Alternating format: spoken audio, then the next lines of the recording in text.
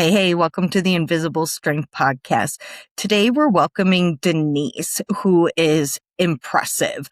She's a published author, a Rotten Tomatoes approved film critic, an engagement director at Latina Media, a student and a fierce advocate living with RA, UC, and a whole host of other chronic conditions. Denise, with everything you have going on, how do you even start to introduce yourself to people and talk about yourself for people who don't know you yet? I kind of always play the joke in it, right? I'm the professional collector of plot twists, the chronic overachiever. That's usually where I start out. But I have learned that we're more than all of the things, right? There's so many things. And I attribute that to my autism and ADHD, where I want to do everything and I want to at least try it. So I am a writer, I'm an artist, I'm a veteran, and I'm a film critic, educator. I'm also constantly trying to figure out where I left things throughout the house. I think that's a key component. And I am living with rheumatoid arthritis and ulcerative colitis and being autistic ADHD.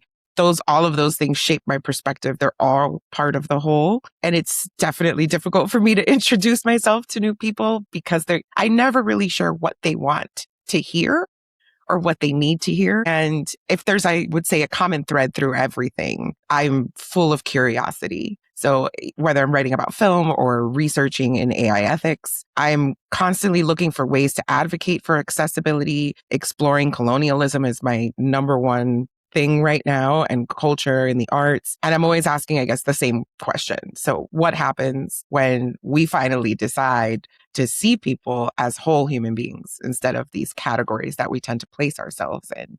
So I guess that's probably a good place to start through my tangent. That's amazing. And you bring up two really good points. And one lesson that it took me a long time to learn is that we are so much more valuable than just what's on our resume and all the things that we're accomplishing. So I appreciate you bringing that up. Yeah, we're more than our diagnoses as well. I think we get stuck in that space too. So they both feel like they're constantly competing with each other in a way. For sure. And just with both professionally and personally that you have going on. And I think a lot of us can relate to this, especially for people like me who have type A personalities and want to do all the things. I'm curious how you've balanced or gotten to a place where you know when you're pushing too hard and maybe you can't do all the things right now. I don't know if I've achieved that balance to the place I would like for it to be. I think I'm constantly fighting that every day. I will push myself to the brink. I will crash and then I'll take 3 days off. And I've learned to be more communicative and that more people are open to that communication than I assume they are. And I think a lot of that comes from past trauma and past workplaces and areas that just people were not open to it. They were very rigid. So now I have become more open to going, okay, I have this issue. I need to speak out. I need to ask for help. This is okay. It's okay for me to take a break. And I'm doing that more now, I think, at home, which has become the more difficult part, right? I feel like doing it at work was easy to go, hey, I have a boundary here, right? And because I work remotely, it's even easier to design that boundary because there is no real cap on when my workday is starting or when it is over. And at home, it's much more difficult, right? The kids need to be fed, the house needs to get cleaned, laundry needs to get done. And everybody is also busy, right? My partner also works from home. So trying to disperse all of those things evenly throughout our home can be difficult. And I was not okay for a long time saying that I needed more support from him in that space. But we've gotten to a much better place with that now. I'm working on it. So I guess that's the answer. We'll figure it out at some point, but I'm working on it. I think that's something a lot of us struggle with. And it's not like, okay, yep, I've got this figured out. It's a continuous work in progress, especially as positions and just personal life changes with time. 100%. And our diseases, our chronic illnesses, all in combination with each other, are all then giving different things at different times. So I wake up sometimes in the morning and I feel great and I go take a shower and that's it. I'm done. I have accomplished everything that I can for the day. And I've also had to learn with being okay with that. I've also had to say, I can't work from this office space that I designed for myself today. I will work from my bed. I will be in bed. A lot of times people will get on Zoom calls. I'll put a background on. Nobody knows where I'm at. It doesn't really matter. So I've also tried to find ways that I can still accomplish things without the excessive amount of spoons that I'm going to use in the process. And how can I make it the most comfortable for me? It doesn't need to be comfortable for everyone else. I need to be able to be okay through this process. Yeah, I respect that so much. And to your point about, hey, maybe it's working from bed today or whatever that adaptability looks like. It's so helpful to find those little ways to help support your energy so you can go on and do all the things. Absolutely. Are there other ways in which you've adapted that have helped you manage everything that you have going on? I've definitely changed my sleep schedules. I noticed that, especially once I get going and my brain is going and I'm really in the zone and I'm producing something, especially when I'm writing, I will get sucked in. Or if I'm creating a piece of art, you get sucked in, you're in this flow and you don't want to stop. And I've had to tell myself, no, we have to stop. It's time to stop, right? My phone will now alert me. My watch also alerts me. It's like, hi, it's bedtime in 15 minutes. You should wind down. And I've learned to take that as truth, not as a suggestion, right? I programmed that into there on purpose so that I could try to maintain some semblance of balance. Denise, before your chronic conditions came about, I'm curious, what did your life look like? And did you ever feel like anything was off physically? I was really busy. I was very busy. I was working multiple jobs. I was doing stand-up comedy. I was primarily working in restaurants. So I was running around all day. I never really thought anything of it. I always thought that I was lactose intolerant. So that was something that came up for me consistently. So I was like, okay, I'm just not going to have dairy. I thought that would solve the problem. And it all kind of showed up in one fell swoop. So there wasn't really for me signs of anything, right? I also had really painful periods, which I found out later. Were due to endometriosis and adenomyosis. But I mean, I found that out way later. I mean, in my almost late 30s, that it took that long for a diagnosis to even come, right? So I never really thought to myself, oh, there's something going on. I was also in JROTC in high school, and in high school I was a cheerleader.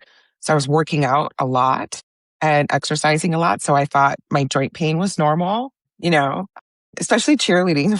Like you're flipping yourself backwards, and you're doing all of these positions and lots of stretching. And so I never really questioned it. I thought, oh, this is just normal. I'm still, growing. I'm very active. It just must be because maybe I'm being too active.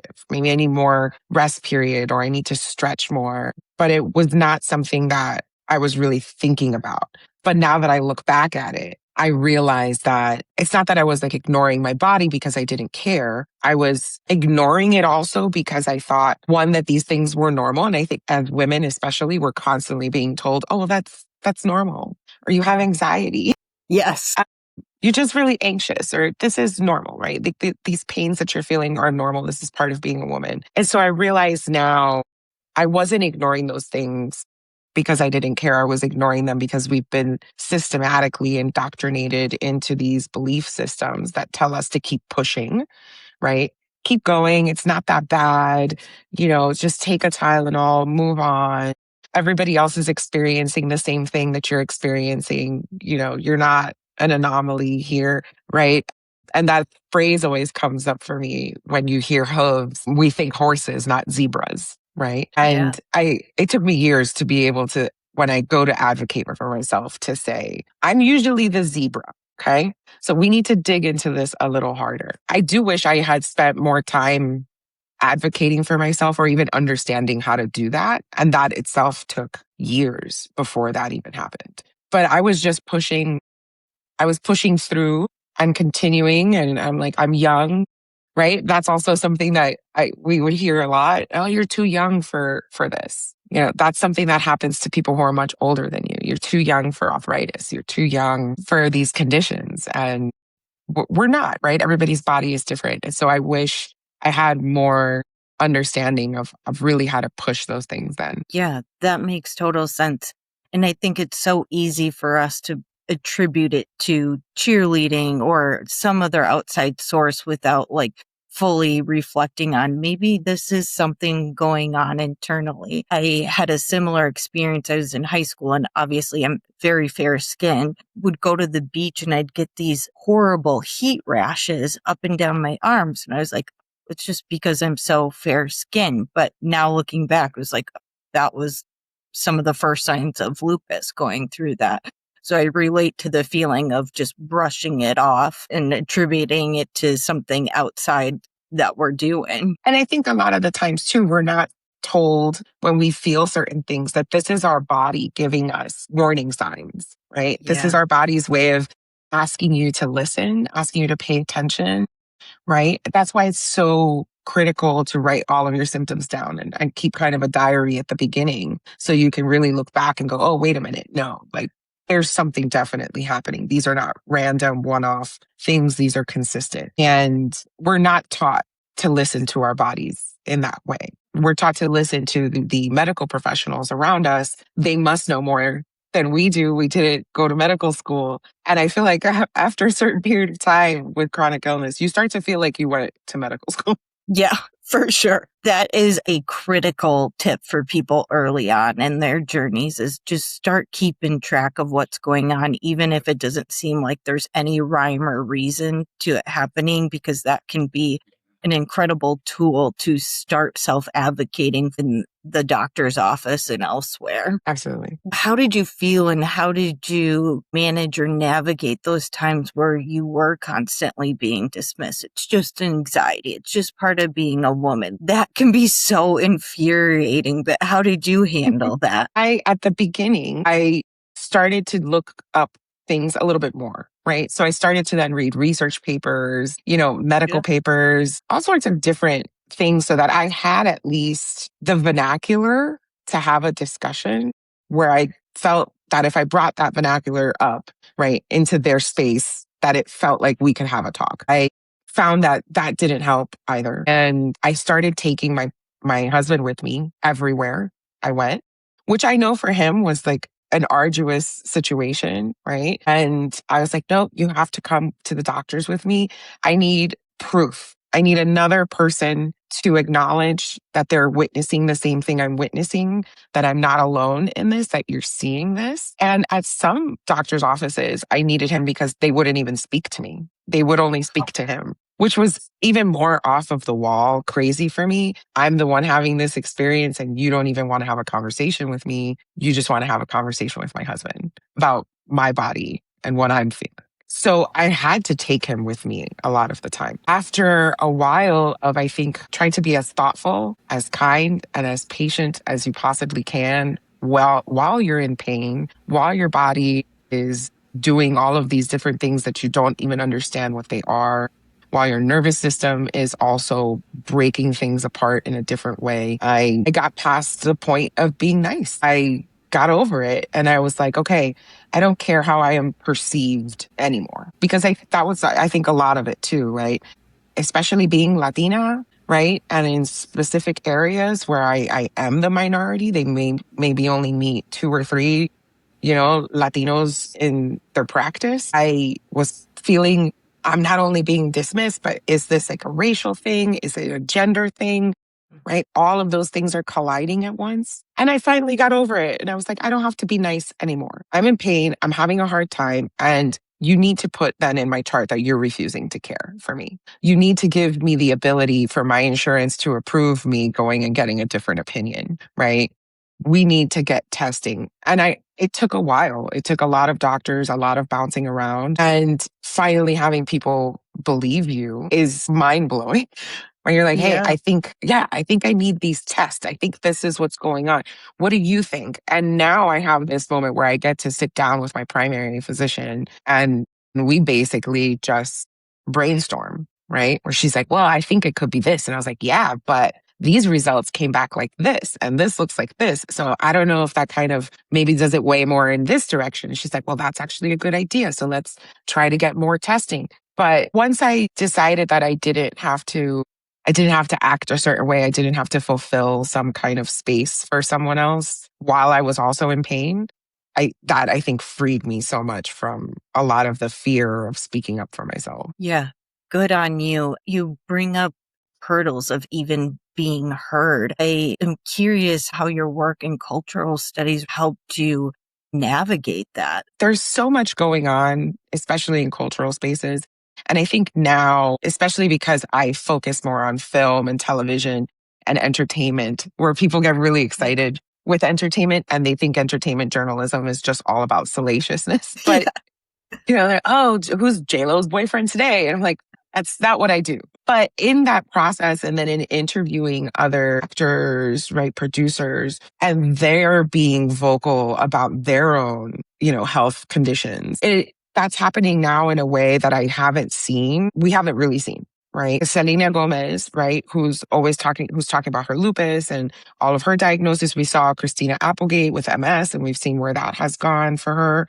Right. Selma Blair also with MS. So now that people are having larger conversations about it, it really opens up the conversation for cultural landscape and what we are expecting of these people within that entertainment space or within people who are front facing, right? This is journalists that are on television all day, right? That are up at 4 a.m. to do your morning broadcasts. These are journalists that are maybe not front facing or on camera, but are there, right? Especially we just had the White House Correspondents' Dinner. So they're all dealing with their own things as well. And it opened a door to me to go, wait a minute. This is not isolated to what I think a lot of the times we were told too, is that a lot of these things are isolated to specific populations that have a specific income base because they don't have access. They're not getting access to healthcare or they're not getting access to the best healthcare possible. And we're realizing now that even if you have access to the best care possible,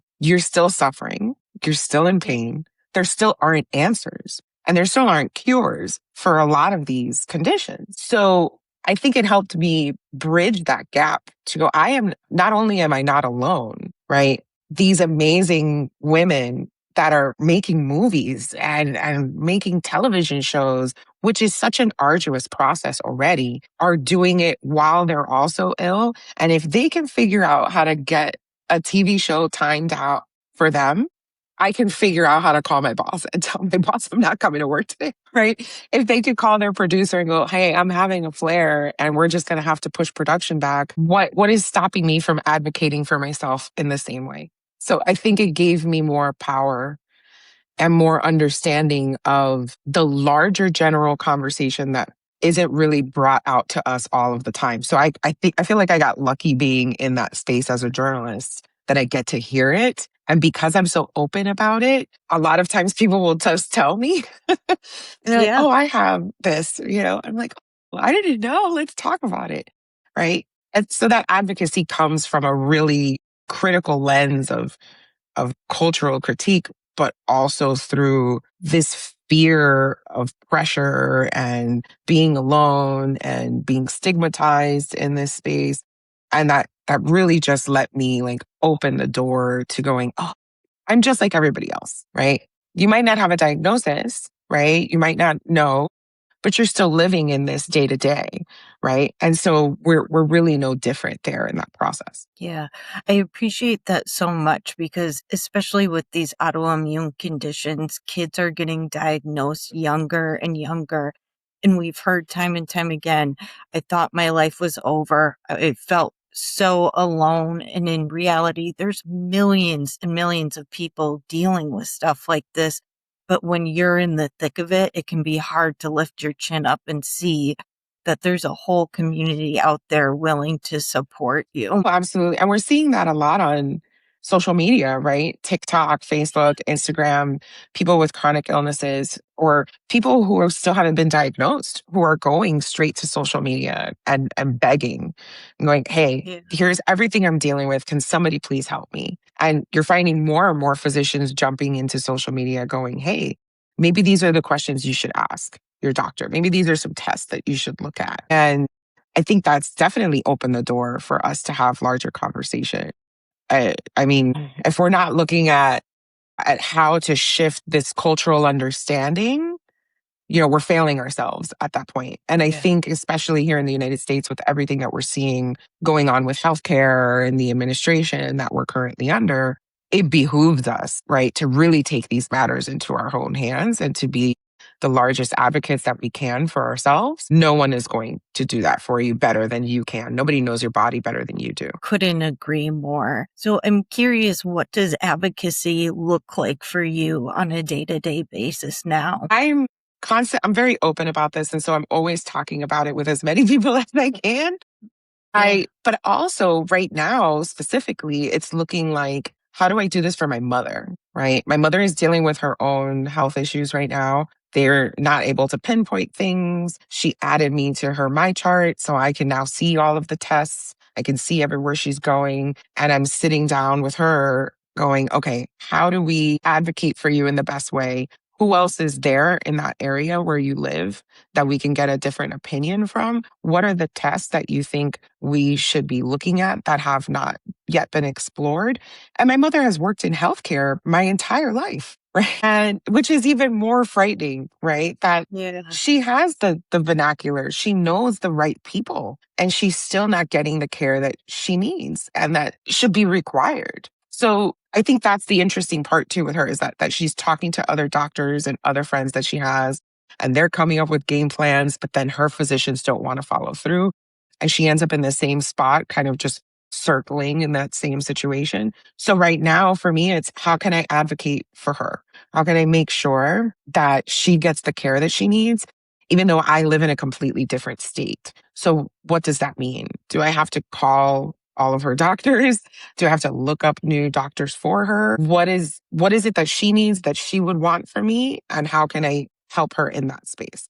And I think, especially as we get older and our parents get older, we're all going to end up in this space at some point. Yeah. But my mother's lived with chronic illness for most of her life as well, right? So she's not new to this process. But I do think that we eventually reach a point of exhaustion, right? Yeah. We're so tired of fighting back and so tired of getting into this argument. And that's where we end up kind of going inside and caving in a little bit, going, you know what, forget it. I'm just going to live my life this way. And I think as we get older, it's easier to just lay back and go, you know what, whatever. I'm kind of just done. And she's reached that point. So I'm just looking at, what do I need to do to be the best advocate for her, right? And that's where my focus is right now, as opposed to more public advocacy, right? As I'm already doing a lot of things and I already talk about this consistently throughout my peer groups and online. And I share this all of the time. It's not new for me, but now it's more of like an intimate level of advocacy. And what does that mean, right? My best friend just got through her cancer treatment and I was sharing her GoFundMe stuff everywhere. I'm like, okay, well, what do you need? Do you need us to send you food? Do you want us to put these things together? Do you need somebody to come over and help you with something?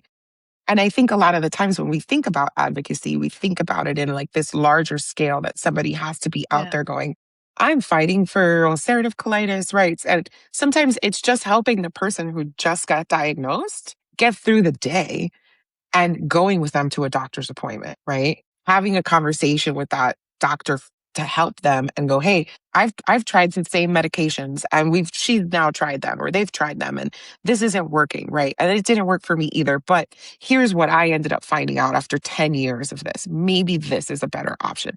And that sometimes is, I think, the more powerful. And I've joined a lot of Facebook groups also for autoimmune diseases. And that's where a lot of it has changed, where people are just looking for other people to understand and to share in that space and to be there for them when they need something. And we often don't talk about that part of advocacy, that intimate level that we all need to take, I think, with our friends, with our family, with whoever we can, whoever we can help as much as you can. Yeah, I appreciate that so much because even hearing you talk about your mom, and she was in the healthcare space and had the vernacular. But when you're personally going through it, that exhaustion is so real. I also appreciate how you are putting yourself in their shoes and be like, okay, how can I best support you? What do you need? Because a lot of times people just don't even know what to do, but you can start with the very, very basics of what's the best way I can support you at this point in time. Yes. And sometimes it's something simple. For my Yeah, mom, she just wanted to be on the phone. She just wanted to talk to me for a little bit. She's like, I got it. I'm going to do it. But I want to just talk to you about how I'm feeling. I need to vent. I need somebody to actually listen. Right. And I don't need answers. I'm not, but I just need somebody to listen. And sometimes after we have those conversations, I'll go do a bunch of research. And then I'm like, so mom, I was looking around and I thought, what about this? And she's like, I didn't think about that. Right.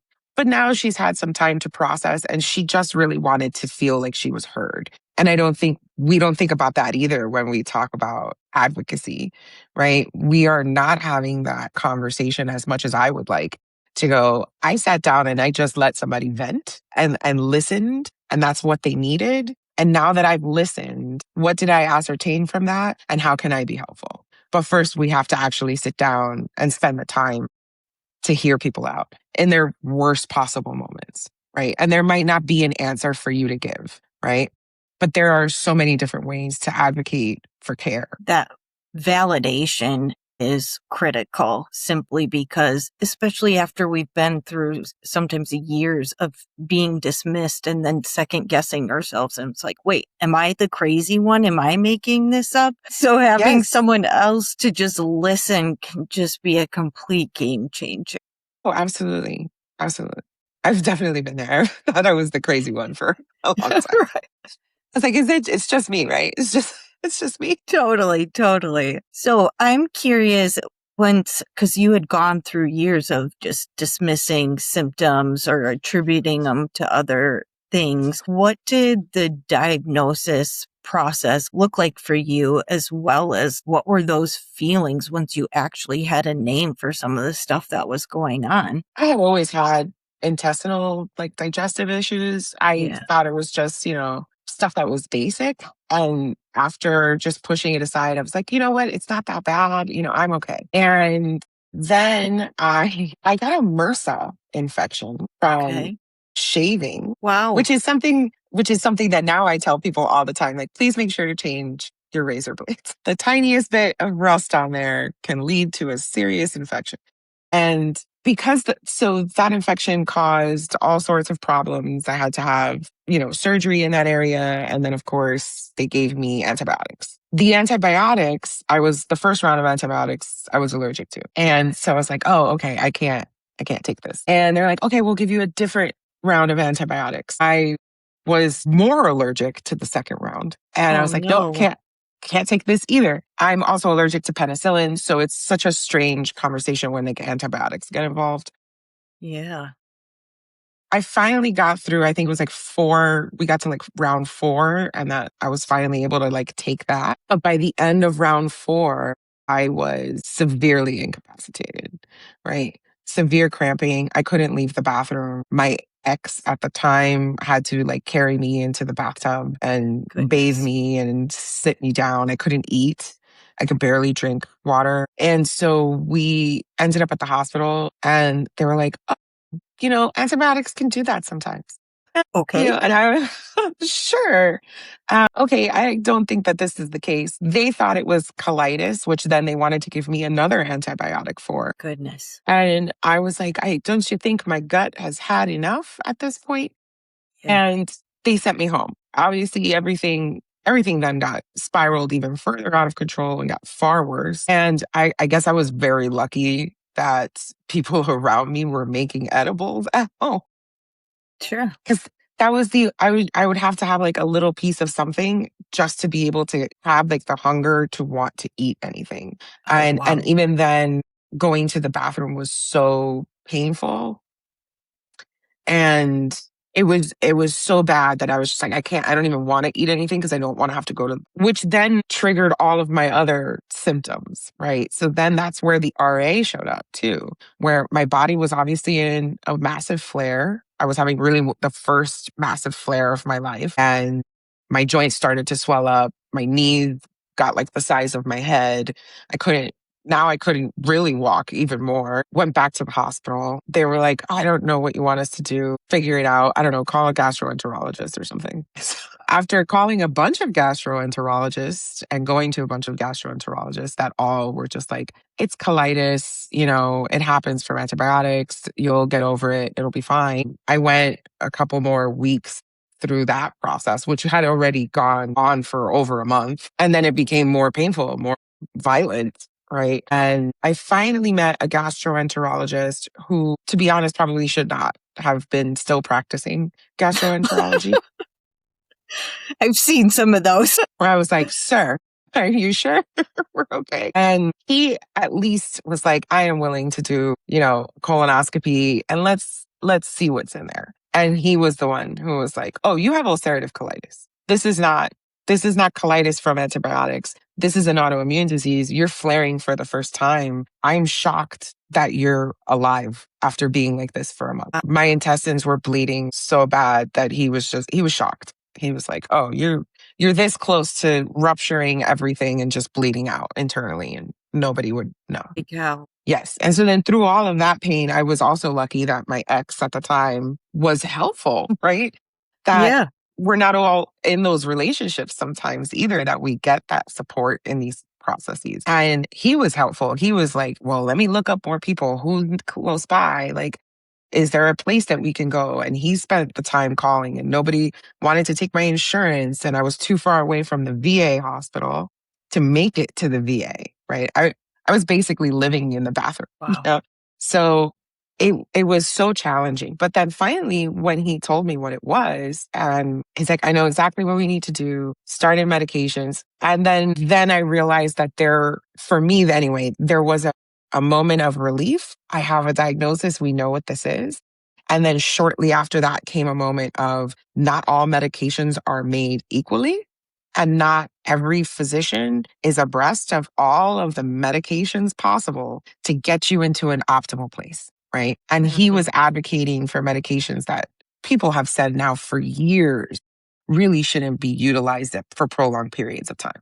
And so if it was up to him, I would still be on 40 milligrams of steroids a day, right? Which is insane when you think about it. A lot of people don't really know, but like 40 a day is really high, right? And I was on a really high dose of methotrexate that I was taking every day, which made things not worse because my other symptoms were better, but then other things happened, right? So heavy steroid use for that prolonged period of time. Of course, I got moon face. I started getting cystic acne. I started having these like just sheer moments of rage for no reason whatsoever. And my hair started to fall out, which was new for me. I've always had a lot of hair. And so I was just like, oh, my hair's falling out in like chunks. So I had to shave my head. People were like, oh, do you have cancer? And I was like, no, I'm on steroids. Yeah. So even from him, then I had to keep going to finding more opinions. And that took, oh my God, like 2 years before I found a gastroenterologist who was like, we have biologics now. We have better options why are you on this? And then even then, getting the approval then for the biologics and moving into the next phase was its own like sheer form of torture. Yeah. And so there were different moments. There were moments of relief of like, yay, we know. Also, those moments of relief when you get to the hospital before anything is said to you, right? As soon as you lay in that bed, there's like this moment of like, okay, I'm okay. This is what these people are here for. This is what their job is. They're going to take care of me. They're going to make sure I'm okay. Which a lot of the times, especially for people with chronic illness, is followed by a moment of not all of these people care. Not all of them want to take care of you. Not all of them have the time to take care of you. Right. And I totally understand that there is an echelon of emergency that we're dealing with when you're in the ER. Right. And you might not always be at the top of that list. Right. But a lot of the lack of care there really kicks you back, even though you feel like you're moving forward. Yeah. And there's a back and forth. It never felt to me like there was a relief, right? This moment of like, I finally know everything. I have everything under control. Everything's great. No, that never happened. But Yeah. being able to at least verbalize what I was experiencing and then going to my primary or to my other specialist and like, hey, I got diagnosed with ulcerative colitis, right? I got diagnosed with rheumatoid arthritis. These are the things that are going on. These are my autoimmune conditions. Now let's look at the other things that are happening and we can look at them through a different lens because we know that my autoimmune system is attacking itself, right? My body is eating itself on the daily. So maybe these things are attributed to something that's, connected to this. So that was helpful too. I think being able to have that discussion. But I really wish it didn't take as long as it did. Yeah. I'm so curious because that is so much to go through physically. How did you take care of yourself mentally through all of that? And especially since it went on for years. I'll be honest, I didn't. Sure. It took me a really long time. I didn't take care of myself mentally until many years later that I was like, okay, I have to go back to therapy. I have to go talk to somebody. I need more help. I'm not processing this well, especially with all of the physical pain that caused. Yeah. I felt like my body was torturing me in a way. And I couldn't Sure. figure out a way to deal with that pain. So mentally, it took me to really dark places. And then that led me to look at other options to self-soothe, right? Which means like I started drinking a lot more. I started trying to not even be really present in my own life, right? I figured Yeah. this is a death sentence, right?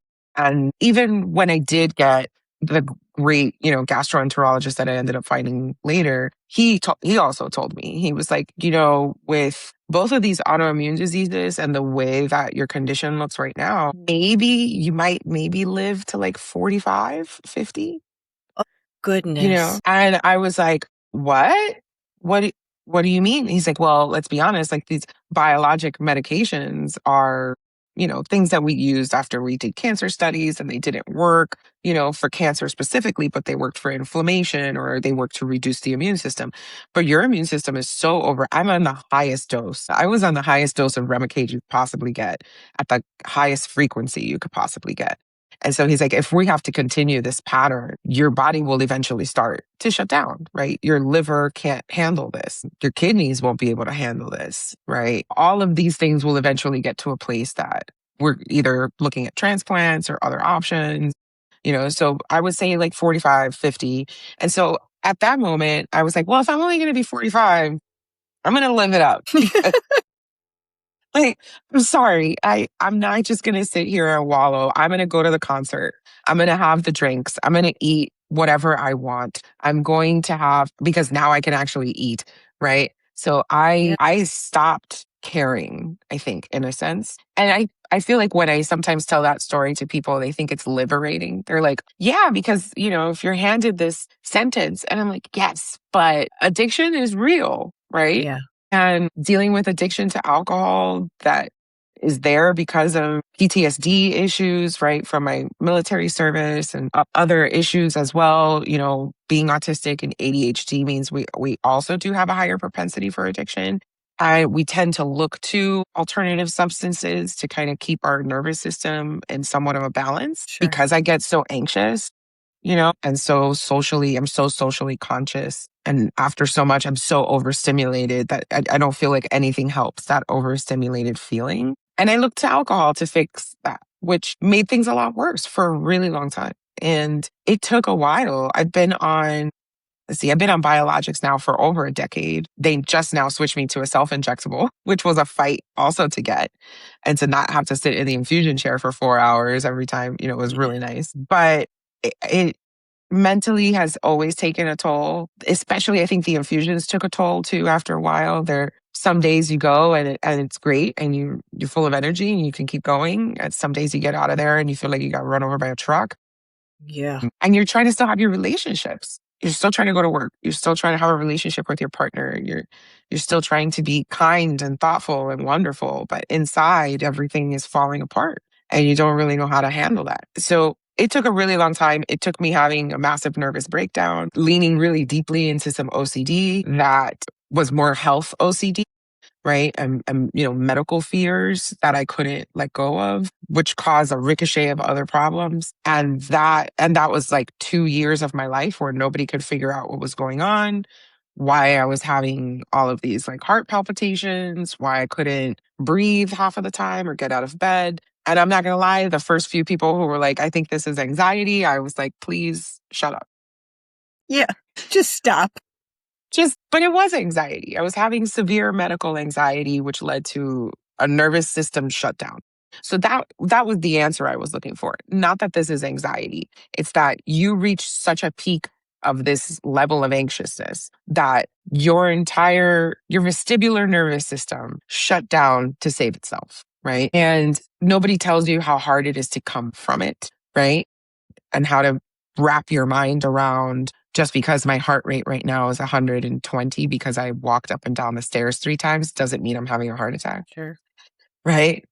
Just Yeah. because I'm a little bit out of breath doesn't mean that I'm having a heart. That was my fear. I was going to have a heart attack and no one was going to be home and I was going to be alone and I would die alone.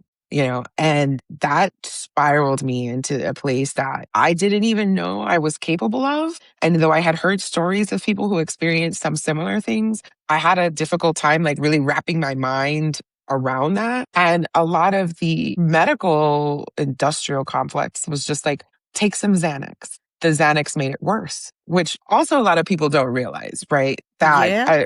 When you're messing with those GABA receptors, things can go haywire. And the Xanax made it so much worse. Then I had to go through withdrawal of Xanax, even though I was only on a very small dosage. It was mind-boggling. And after I found an app called NOCD, Okay. because I had tried everything else. Yeah. And I got on NOCD and I met with a therapist and we started working on how I can work through all of those things. And it was honestly the most helpful thing I think I've done so far. And I'm pretty consistent with it still, right? And I realized that I need more mental health support. And unfortunately, that's also not part of the conversation, right? We often don't hear this is a whole body issue, right? Whether, especially if you're more spiritual or anything like that, right? We need to connect to all of these things. All of these things are part of the healing process and about keeping us in a good space. And especially, I think, for chronic illness patients, there is not enough placed on how mental health care needs to be at the top of that list, right? Along with whatever medications you need and whatever lifestyle changes you need to make. Mental health is essential. I couldn't agree more, especially when you're first diagnosed. You're so focused on, okay, the medications, the medical appointments, all the physical aspects of it. But I wasn't prepared for the emotional grief and challenges that come with managing such a intense chronic condition. I wish the specialists would add therapy to your treatment plan because I'm with you. It is just so vital in understanding how to live well with these diseases. And like you mentioned, the grief, right? I grieved my body. I was grieving a version of myself, the person I had been inside of this entire time that now I was being told was no longer real, was never going to exist again. Right. And so I had to grieve that. I had to grieve the loss of the rest of my 20s. Right. Yeah, for real. And my early 30s. And I've been through this in multiple versions, right? When I had my son, I had postpartum psychosis. And that was also something where everybody was like, the baby blues or whatever. And I got blown off for a long period of time. And I had to really dig myself out of that by myself. And nobody tells you that either, that you grieve that part. You grieve all of the things that you couldn't become, right? Or the person you once were, right? It's strange to look at yourself in the mirror and remember like version 1.0, right? Yeah. I go, man, she was cool, Right. And then how do you love this version? Right. How do you still love yourself in the process of all of these things that feel like they're detrimental to just the basic building blocks and the coreness of who you are? Right. So it's a lot. I'm glad you mentioned grief though. Like so many people don't talk about that. Well, it's a very real part of the process. And you talk about grieving your 20s. I remember being like, the life I can have is not the life that I wanted to have. And how do I live a full life when it's no longer a version of myself that I envisioned? Yeah, 100%. And especially I think for if you're on like infusion therapies, right? Everything is planned around going to the infusion center. Right. Yeah. So you're like, I can't go on vacation for more than a certain period of time. I can't be away because I have to come back. And some days I'm down for a day. Some days I'm down for 4 days. What does next week look like? And I've always been a planner, right? I love to plan. I love things on my calendar. I love to know exactly what's happening, and to not know, to walk into that void is partially one of like the bigger things that really scared me, right? That I wouldn't know. I wouldn't know what tomorrow brings. I wouldn't know if I can go to the grocery store to pick up my own medication. I wouldn't know. And I wouldn't have control over that space. Right. And I had to learn that sometimes if you're trying to hold on to control while you're living with chronic illness, you're going to have a really hard time. Right. Yeah. So there's things you just have to let go. That doesn't work. You have to embrace the uncertainty. I know. It's so hard. Right. It's so hard. Especially for us who live by our calendars and like to plan things out. Yeah, the unknown it's rough. It's rough, but For sure. it gets better. It gets better. I think our support systems help us, I think, a lot in those spaces too. 100%. Yes, very much so. Denise, you have gone through so much physically, mentally, all of it, talking about the whole person. I am curious if there's like one or two things that you want people to remember who are maybe going through the thick of it and haven't learned those lessons yet and come out the other side. What words of advice or encouragement would you offer? There's so many things I would want to say. Yeah. You're going to be okay. I know it sounds crazy right now, especially, right? But you will be okay.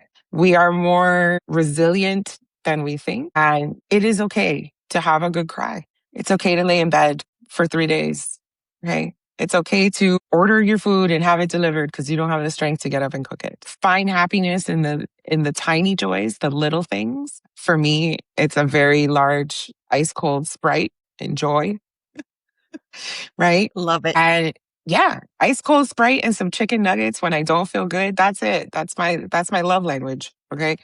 And we have to find joy in those tiny moments, right? Turn the ceiling fan on full blast. Do what makes you feel safe and okay and comfortable in that moment. Don't worry about how do I fix me? We'll get there, right? And that's time, and you don't really need to be fixed. You need to be cared for. You need to be thought of, right? Because ultimately, I know we're talking about chronic illness and chronic disease, but ultimately, there's really nothing wrong with you as a person, right? This is a biological response. And I feel like we don't separate those things enough. And it's okay to separate the person versus the biological response, right? And I think those tiny comforts are essential. And also, I would say learn the best language to communicate with your support system. For us, it was the spoon theory, right? And I don't have the spoons today. For you, it might be something else, right? But find a way to create a conversation about what you're capable of for the day and how everyone can help navigate that with you. That I think is essential. And sometimes surviving the day is enough. That's it. And it's the bravest thing you can do. And that's okay. So just one day at a time. We can take that from the alcoholics, right? One day at a time. And for us, maybe it's not one day. Maybe it's one thing, one task, one moment of breath, right? One thing at a time. It's okay. And if you're like me, I really found a lot of solace in what I call safety shows. right? Yeah. So yeah, I think I've watched The Big Bang Theory, like the full whole shebang at least like 30 times from beginning to end over and over. And whenever I'm feeling like I really cannot handle everything, that's where I go. I find my safe place. And that's different for everyone. And so I would say find your safe place and it's okay. Don't worry. You got just one day. Tomorrow's a different moment. We'll deal with that later. Well, thank you for all that, like, incredible insights and just beautiful words of wisdom that I know I could have used earlier on in my journey. So I appreciate you sharing your whole perspective. I appreciate you having me. This is so exciting. Thank you. Of course. And I relate to your story and your journey on so many levels. It's like I'm hearing you talk and I'm like, yes, yes, yes. Like it's one thing that I find so unique about this is that while we can have much different conditions and experience it differently, those underlying life lessons have so many common threads through them. And I think that's partially why I relate to your experiences so much. Oh, absolutely. We're all just tiny specks on a spinning rock out in the middle of nothingness, right? Yeah, We're doing the best that we can, and that's okay. for sure. I love that. Denise, for people who want to follow you and learn more about you, where can they find you online and socials? I am on Instagram primarily. That's the best place to hang out with me at the Vamp DeVille. DeVille like the car, not like the new Cruella. Okay. I'm never going to forgive that movie. And then you can find my book wherever you like to purchase books. It's called Colonial Stockholm Syndrome, Navigating Identity, Loyalty, and Resistance in Puerto Rico. I dabble somewhere on TikTok, but that's not seriousness, you know. But pretty much everywhere on social, I am the Vamp DeVille. And you can also just check me out on my website at the Vamp DeVille. Check out those links in the show notes. I encourage you to check out Denise's book and follow her. As you can tell from this conversation, she is truly a remarkable person. Thank you.